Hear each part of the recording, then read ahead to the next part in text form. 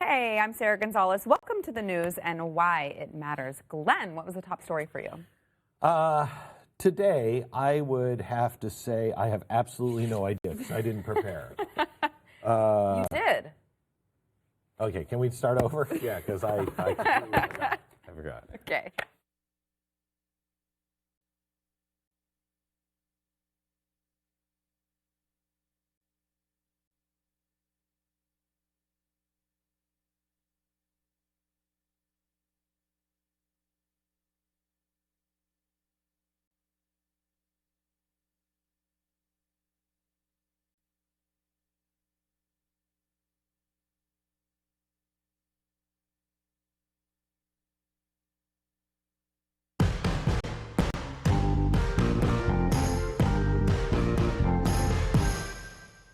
Hey, I'm Sara Gonzales. Welcome to the news and why it matters. Glenn, what was the top story for you today? I would say it is the top non-story, but it really matters. And it's what's happening in Chechnya now with homosexuals. And by non-story, you mean you're not going to hear it anywhere You're not going to else? hear it anywhere. You're just not going to hear it anywhere. It's really important. Still.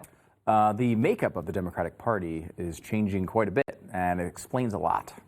Okay. Andrew, Mr. Andrew Heaton. Bill de Blasio is threatening to take property from evil landlords in New York City, which will once and for all fix any type of housing problems there. Oh, good. All right. They just needed that one little scoot, and then they fixed everything. Before we get into that, I want to thank our sponsor, Riduzone.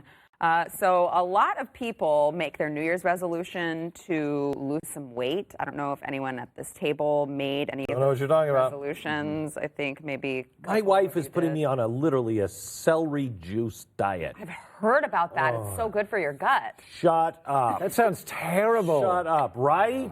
I'm on board. I'm on board. You can have it. okay. I'll take Riduzone, you take that.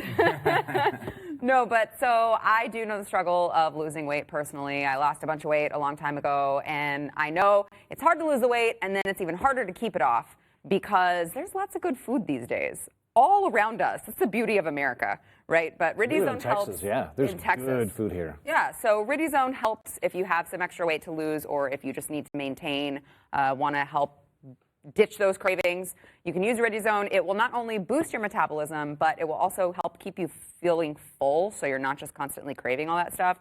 They take the little good molecule in olive oil and put it in there. So I think you should try it. It's worked for me. It can work for you too. It can work for you too. And you as well. And Yeah, fatty. also you. Yes, finally. Just letting you guys know. You can go to riduzone.com. Use promo code THEBLAZE right now and get 30% off of a 3-month supply. It makes it super cheap. It's like $1.39 a day. There's no reason not to try this if you have some extra weight to lose. It's riduzone.com for you podcast listeners. Promo code THEBLAZE. Glenn, the story you will not hear anywhere else. So the Russian Gay and Lesbian Alliance has come out and has spoken to the Western press, anybody that will pay attention. And they have said genocide, homosexual genocide is beginning in Chechnya. Now, this is not the first time that we heard this.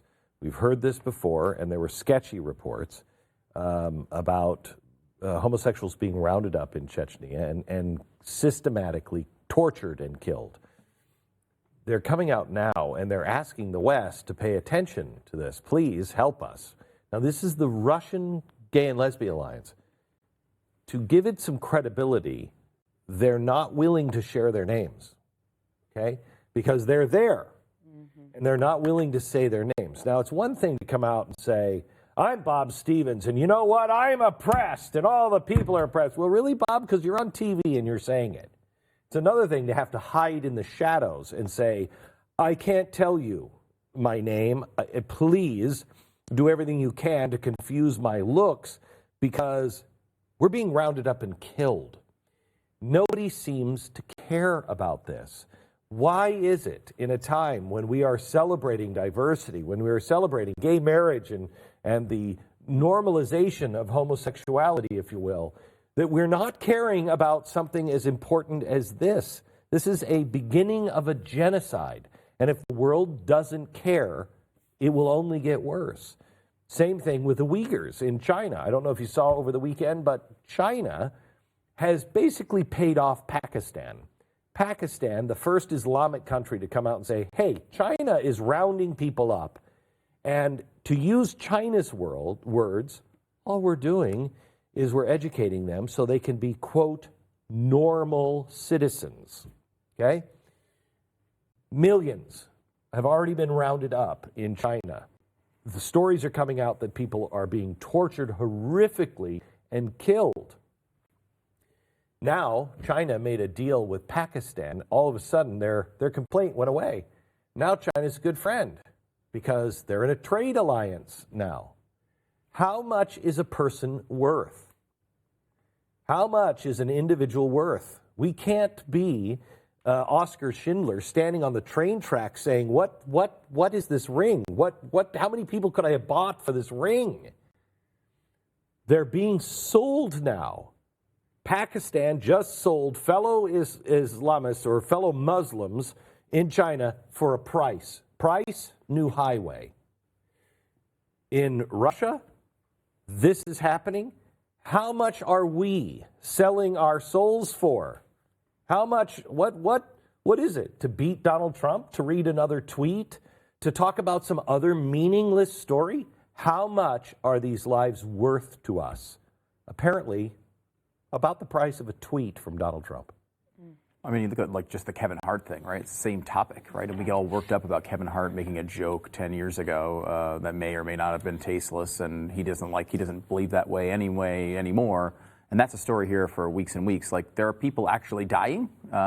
Seems like we should go after the low-hanging fruit here. Like, this is the one we can all agree on. Conservatives and liberals and libertarians and socialists, and everyone should be able to come together to say we shouldn't be murdering gay people because they're gay. Can you even imagine what the torture is like in Chechnya for a homosexual? Can you even begin to imagine what those people are living through? And we're talking about what?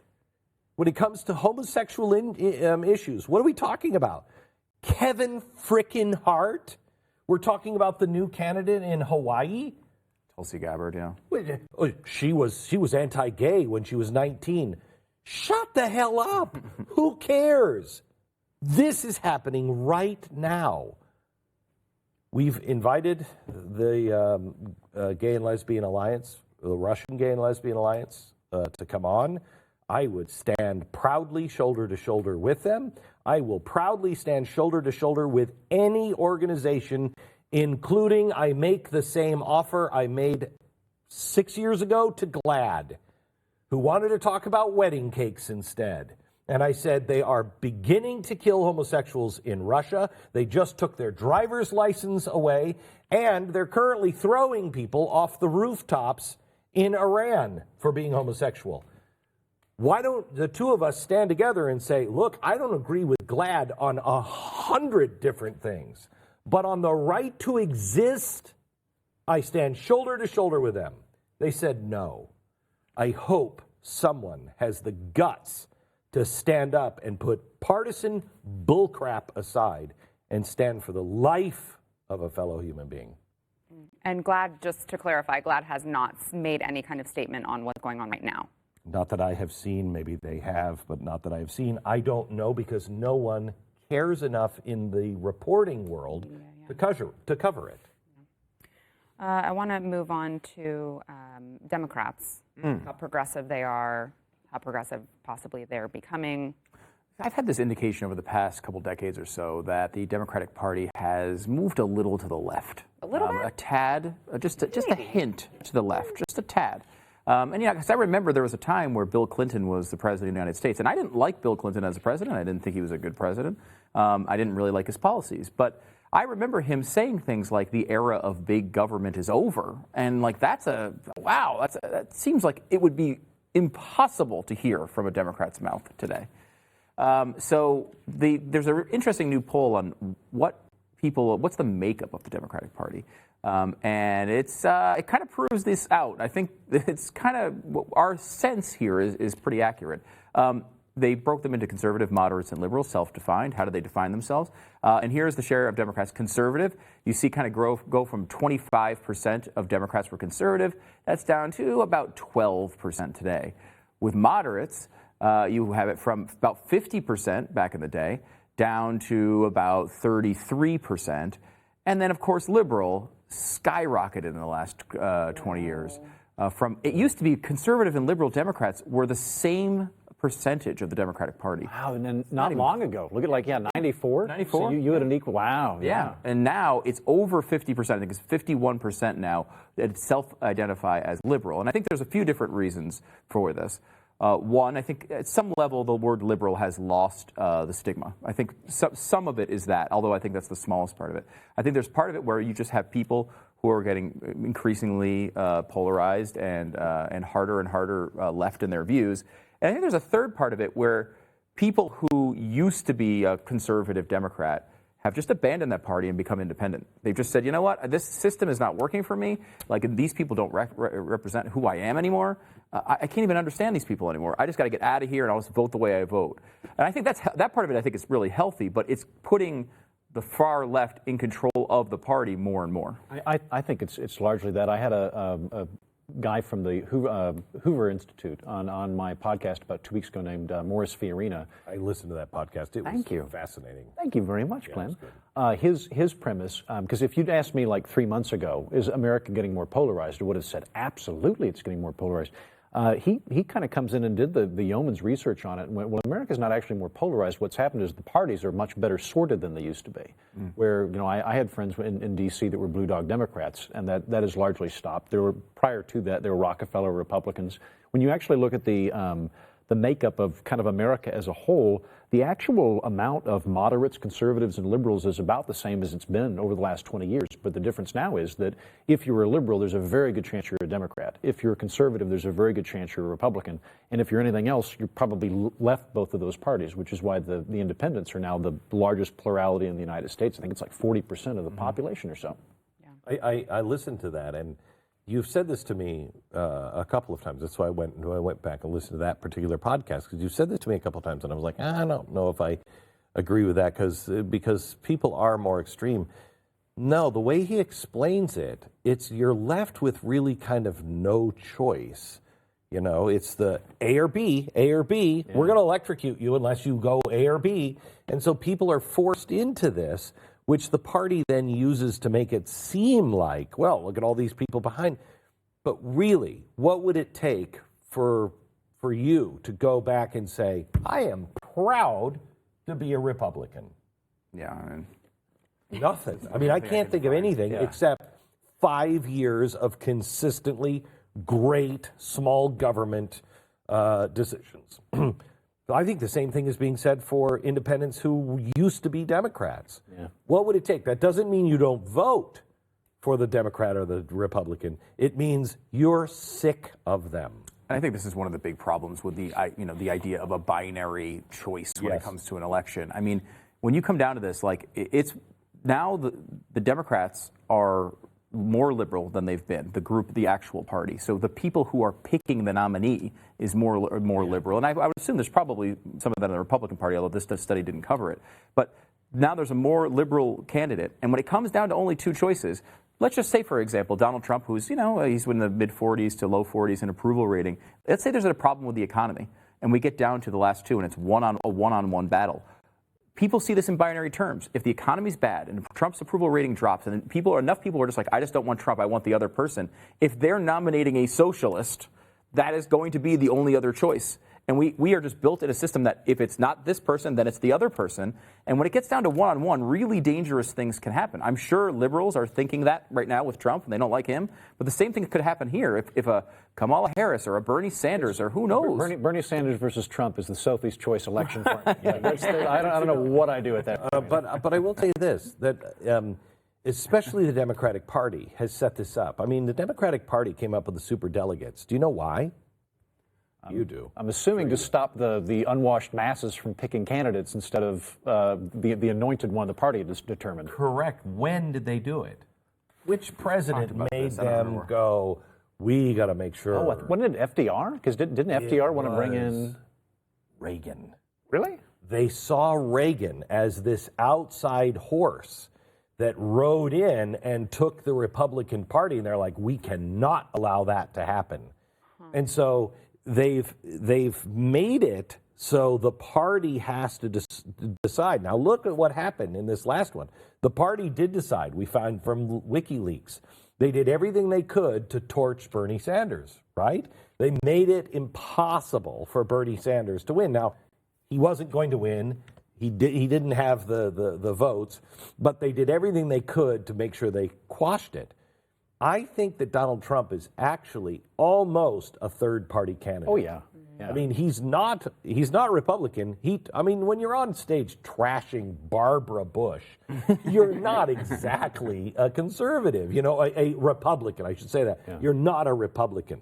He's an outsider. That's why he pulled, have you found that stat yet? 10 to 25% of people who voted for Barack Obama in. He's a third-party candidate. The only one that can do that is someone who runs as a Republican and somebody as unpredictable as Donald Trump. All right, let's get into Bill de Blasio when we come back. But now the Democrats have given the party the levers over to the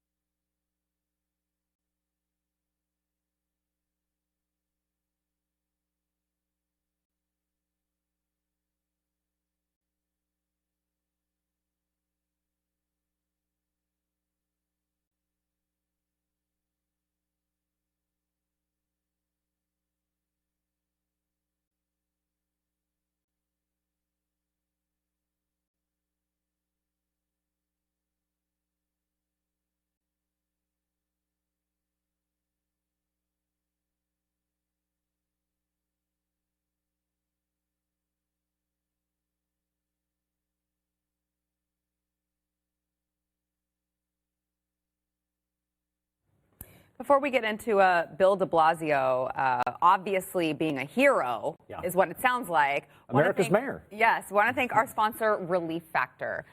Glenn, I know I always feel bad complaining about my pain whenever I'm around you because I know that you have everybody has worst their case own of pain. No, everybody has their own. But it affects your life. Yeah, no, greatly. It is. Last week, I think, wrote my last full-length letter. I tried to. I love to write and by hand, and I started writing a letter. And all the way through the holidays, I tried to write letters, and I couldn't write more than half a page anymore. My hands hurt so much. That actually is blessed relief from where my pain used to be. My pain was at a level where I just couldn't do it anymore. I just was like, I don't want to live anymore. I can't do this anymore. Relief Factor has greatly diminished my pain. And it might you too. I mean, it's 70% of the people who try it go back. I did. Those are really, really, really good odds. Yeah. And it is 100% drug-free for any of you who are like me and are interested in that kind of stuff. But you add drugs to it? Like if you take... I mean, I guess you could. I just put it in a martini glass. I just, any pills I find on the couch, just toss them and see what happens. As long as you're actually putting the Relief Factor and you're ingesting it, I guess hypothetically you could add drugs to it if you really wanted to. That would make Stu feel better anyway. Don't really recommend it. So go to relieffactor.com or you can call 800-500-8384. Get the 3-week quick start. It's $19.95. Like Glenn said, most of the people who try it keep buying it. So I think it's worth your $20 to get out of pain. All right, Andrew, Bill de Blasio. Bill de Blasio. So he is fresh off a latest tirade on how to fix the city, and one of the things he plans to do is, if a landlord is being a bad landlord, the city will now seize the assets of this place and redistribute it to a nonprofit. He's setting up by executive order a new office within the mayorship that is a tenant relations office. Now, there's already an office for tenant grievances in New York. Yeah, but this is the Office of Bad Landlords, right? This is the Office of Bad Landlords. And my problem, I lived in New York for a while. You lived in New York. You lived in New York too, didn't you? I worked there. I lived outside the city. Okay. I lived in. You live in the city? I lived in the city. I lived in Manhattan, and I lived in Astoria and in Manhattan and in Brooklyn because I was always fleeing creditors. Yeah, but I finally wound up in Manhattan. I'm not disputing that there are bad landlords. I'm confident that there are bad landlords. There are probably some good systems we can put in place. My problem with Bill de Blasio in regarding housing is that New York is so overdoing it in every other capacity in housing regulation that they would do far better to actually step back from what they're currently doing. So, for example, New York has just a wonderful hallowed tradition of giving great subsidies and tax breaks to upper middle class people, pretending that it's helping poor people. So one of the things you can do when you move to New York, this is good advice for you if you're thinking about doing it. I just want to point out, no one in this audience is thinking about doing it. Go ahead. There's like one undercover person who's thinking about doing it. He's watching this show just for media matters. If you're say fresh out of college and you move to the city, you're eligible at that time. Whenever you move to the city, you're eligible to get into a housing subsidy, which is a Bloomberg regulation where if a new high-rise is built, there has to be X amount of them that's dedicated to lower-income people. So, for example, let's say that my parents are both doctors, or let's say a hedge fund manager and a doctor, and I move to New York. I'm fresh out of college. I technically have zero income. Now, you can oftentimes keep that going for a long time, even after you've got a job that's giving much more, and then they don't ever check it again. And so the buildings that are there would rather have someone like you than an actual poor person. So they're going to go, oh, great, you get to come in, and now you've got just basically a subsidy that's going to be put onto other people for the rest of your life that you get to sit back and enjoy. That causes problems, and I don't think it's fair, and I don't think it's who it's designed to benefit. When you get into tinkering with the housing market, which is exactly what they're wanting to do, if you make it too expensive, then I, as a landlord, I'm not going to build a new building to put people in because it's not worth my time to do it. And there's all sorts of things that you can mess up there that I think they're frequently doing in New York. And so I would love it if Bill were to maybe take a step back rather than try and overhand command and control the entire housing market. I don't think it's going to work out well. I don't know in what world you're living in, but typically I think the big government people don't really you're saying take it too a step nicely. back. Yeah. You know, I think I'm working on. I love looking at how people think. He's so optimistic, though. Yes, it's very cute. Yes, that's it. It is adorable. I like looking at how people think and just kind of reorganizing things. And I've been considering the last few weeks. Not if you were to talk to people, not like if you're a conservative or a liberal or libertarian, but just what is the root bad thing in America? And I think that for Bill de Blasio, it would be, well, there's not enough smart people in charge of stuff. The root problem is idiots. And if only we can get enough smart people to negate the evil idiots. And I'm like, a lot of the time, like the Soviet Union tried that, where it was like, well, we'll just put experts in charge and it'll fix everything. And it led to mass starvation and terrible art and all sorts of bad things. And it's my understanding. Actually, the art was pretty cool. I was going to say, the art was actually pretty cool. The art, Yeah. the art Some of was it, yeah. great. Early art. It's one of those things that we don't have a right to live on Manhattan. We don't have a right to live there. If their people are building giant towers and they want to charge $20 million for each unit, then that is their right.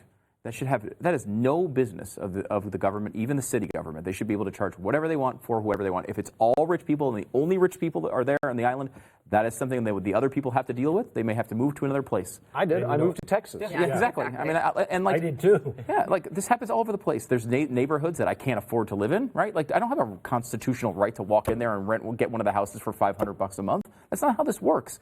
But New York has tried this for a long time. It's hurt a lot of people. It's screwed over untold businessmen who are trying to take advantage of the real estate that they purchased, that they owned.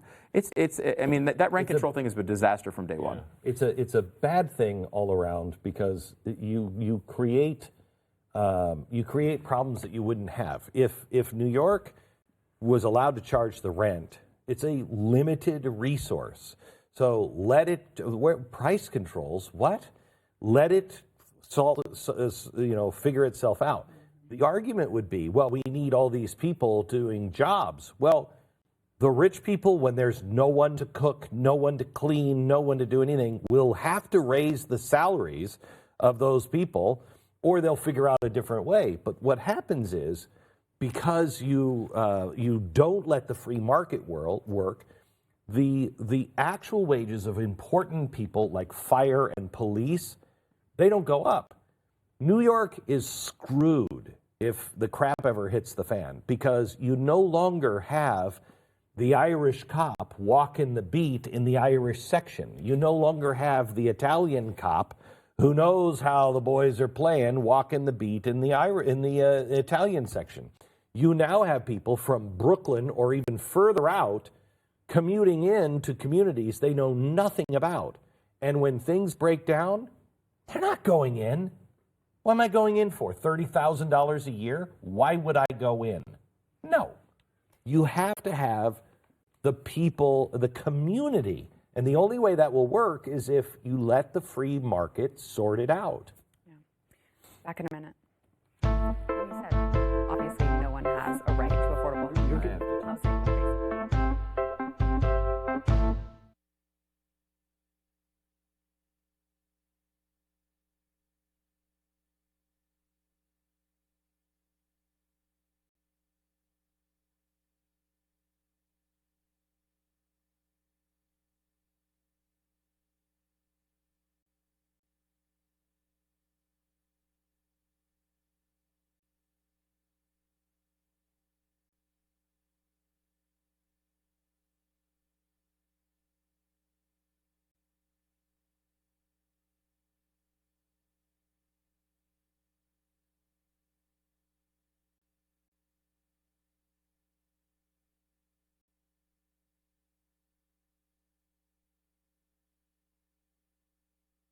But if you're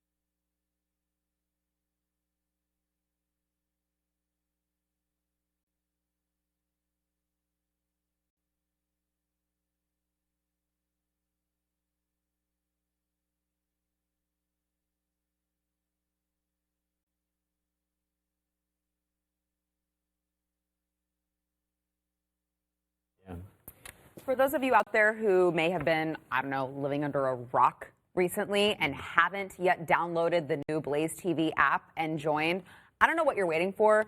This thing is amazing. We've got Mr. Glenn Beck on there. We've got Stu. We've got Andrew Sara Gonzales. Heaton. Oh, no, Andrew Heaton, yes. Something's off with Andrew Heaton. We've got so many more names. Mark Levin, Steven Crowder, Graham Allen. We have got everyone all under one platform. We don't have any rules. It's amazing. You got to go there. It is blazetv.com, and you can use promo code NEWS for $10 off of your annual subscription.